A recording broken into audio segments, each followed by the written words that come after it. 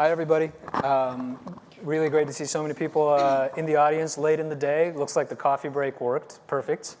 We're here today to talk about online to offline attribution. And sitting here in San Francisco, in the Valley, it's easy to think that this is a solved problem. The reality is sort of 10% of retail is e-commerce.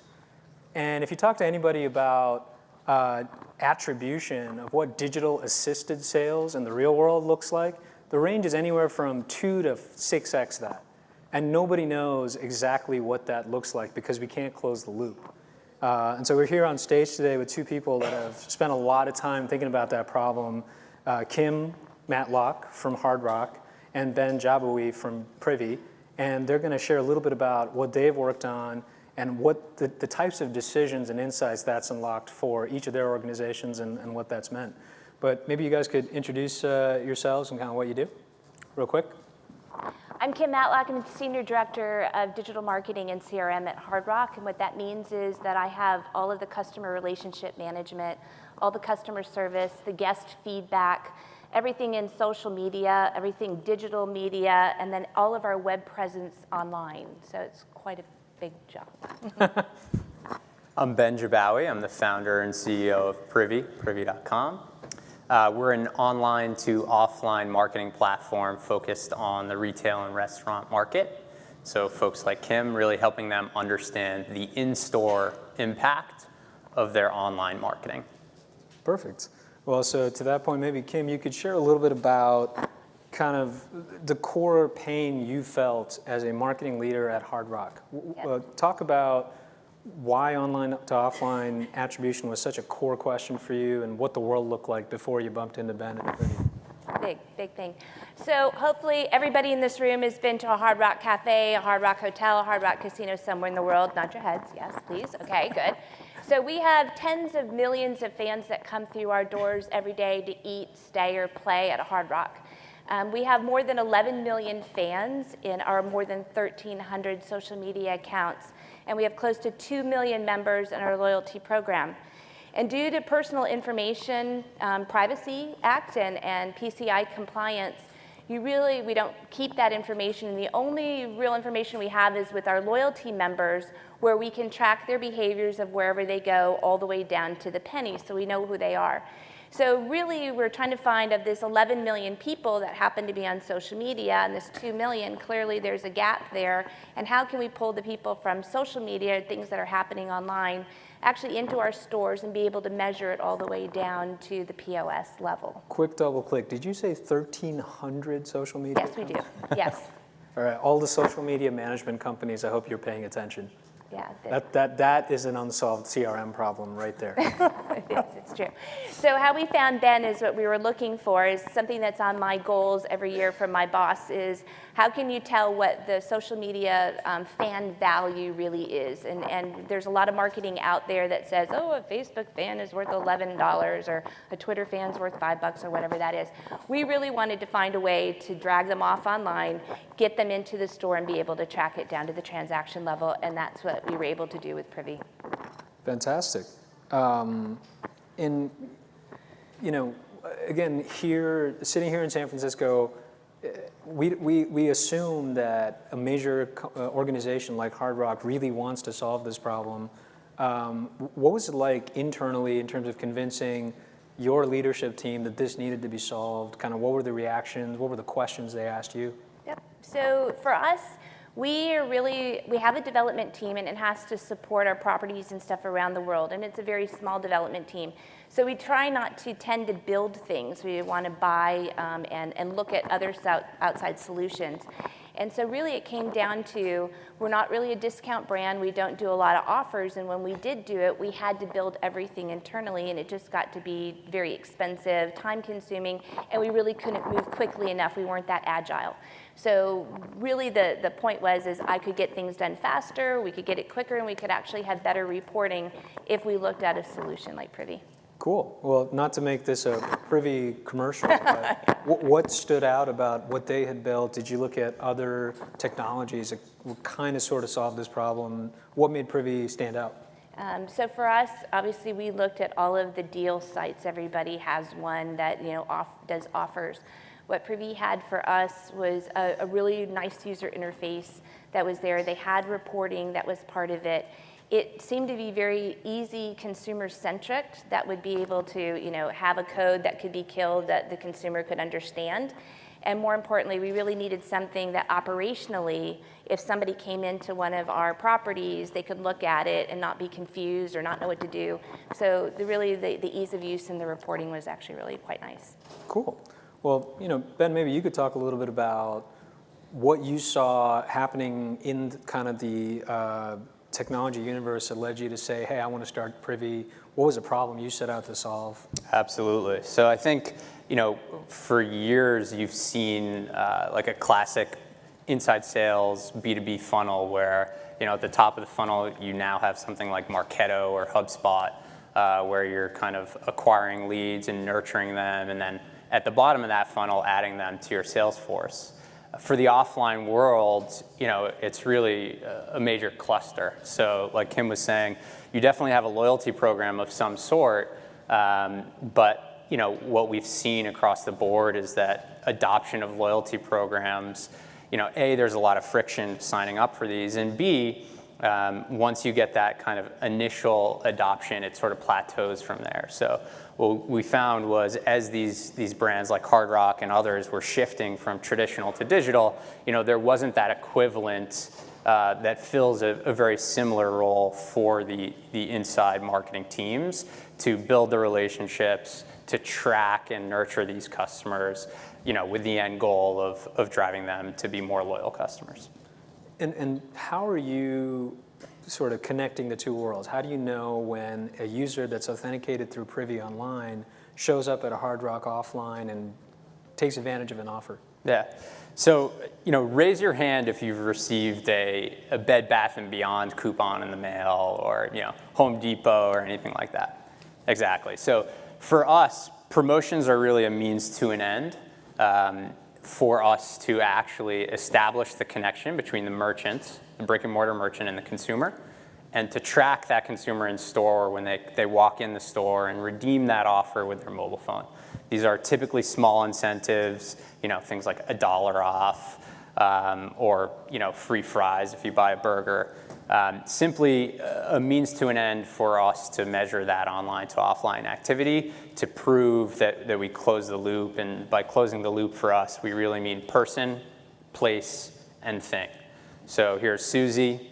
She came from a Google ad campaign or a Facebook ad. She visited the Hard Rock in Dallas, and she purchased a cheeseburger and fries and spent $50. So person, place, and thing to us means closed loop, and that's really the focus of the product. Perfect. Well, that tees up kind of the fun part. Kim, maybe you could talk a little bit about some of the initial campaigns you've run and analyzed through Privy and what kind of results you saw. Yeah, so we went ahead and we did 4 different units. We did 2 internationally and 2 in the United States. And what we were able to do was, with Privy, work out through the POS, we did a double kill code. And so even though, like from the Privy standpoint, you go online and you claim an offer, and then you actually step into one of those 4 locations and you can redeem it, it would actually spit back a code that our servers would take down that we loaded into our POS systems, and then when they literally put the code into the POS, it attached it to the check. So for all of the things that we saw online for Privy, we were able to match it into the point of sale system, and then we could actually track everybody through all of the different media sources. So we were able to get a full closed loop and an ROI in every single digital media channel that we pushed out. And just to clarify exactly how that works, so from the brand perspective, when Kim and her team are creating campaigns inside of Privy, they're using us to create the landing pages and specific landing pages on a per channel, per ad basis, so that she's actually able to understand, was it the Google campaign, the Facebook campaign, or even just their owned assets like their website that drove that customer in store. What did you find?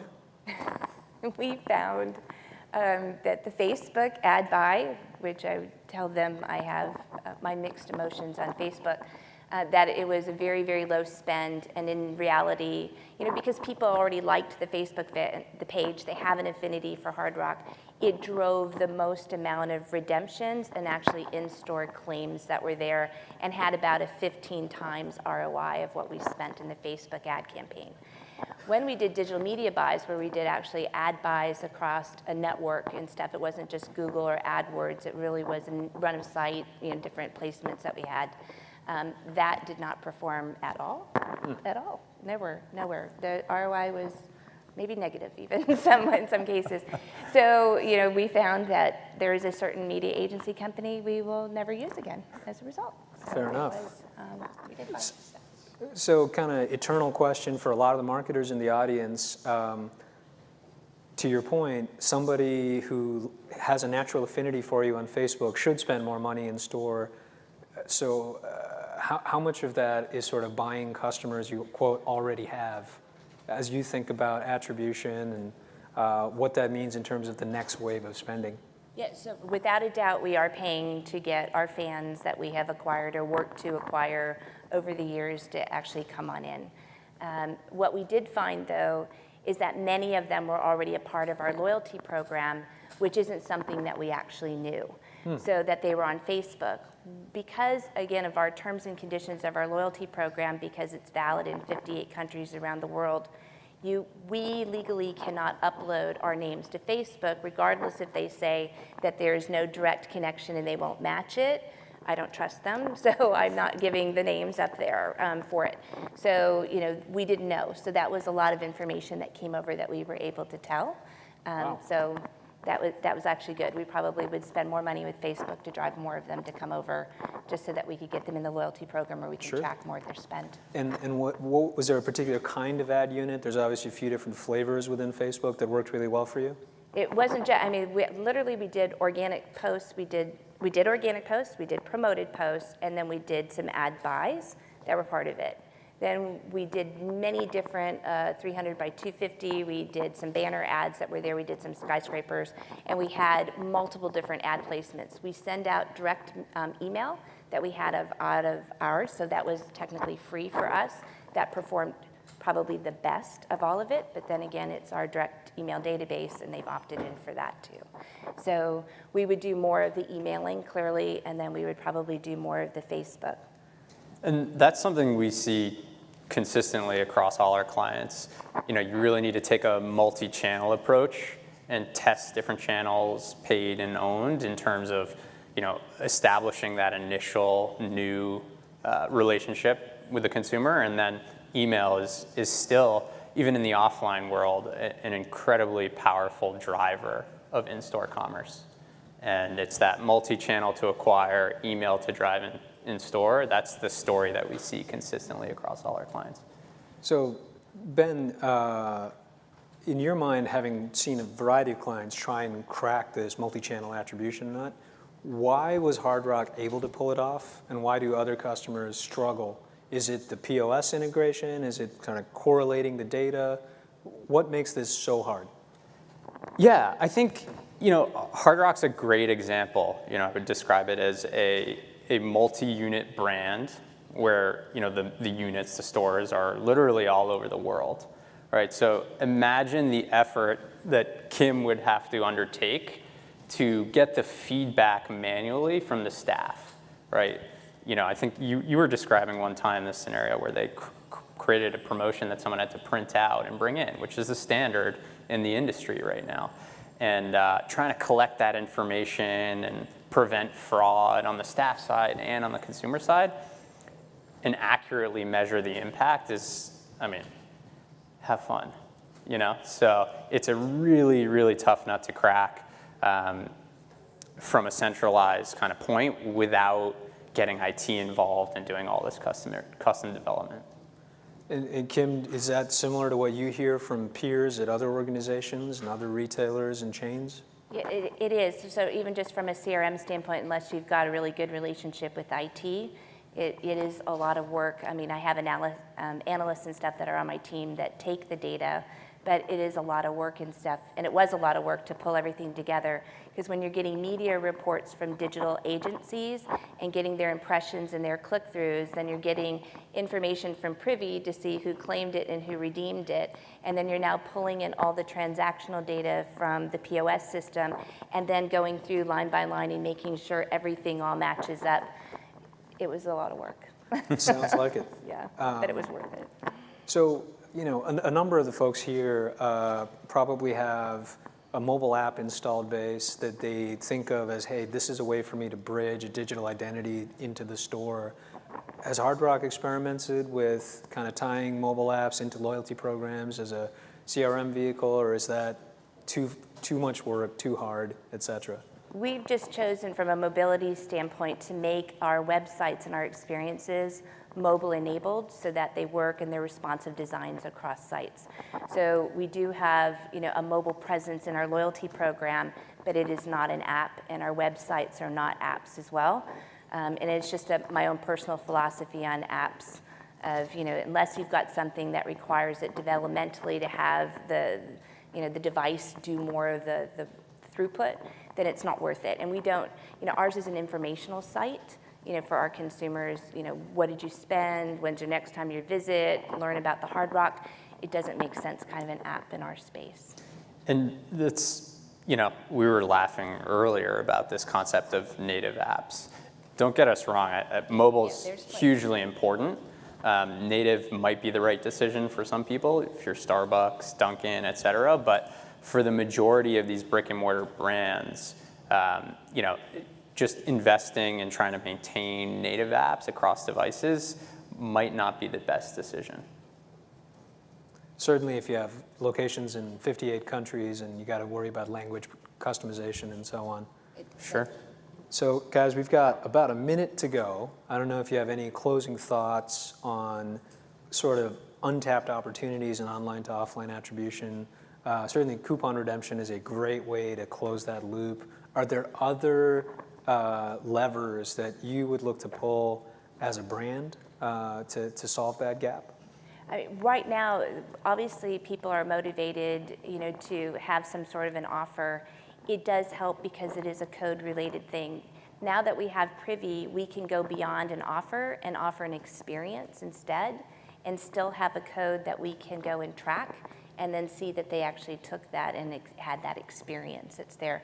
So that's really kind of the place where we want to go with it, is with our loyalty members, using it in that way to them, because then we really can kind of create a much different type of transaction, if you will, in an experience. Cool. Ben, closing thoughts? Yeah, I think there's a lot of interesting approaches to closed loop and innovation in this world. I think a lot of stuff is happening inside of the four walls around loyalty and the new wave of POS. Our view of the world is that there's a lot of high intent traffic starting outside of the four walls, right? So gone are the days where when you walk in, that's the first experience you have with that brand. So everything we're trying to do is really around that multi-channel and mobile experience when intent is really high, but before they've had that first experience with a brand. Perfect. Thank you guys, and thank you everyone. And we'll be around if you guys have questions after the discussion. Thanks.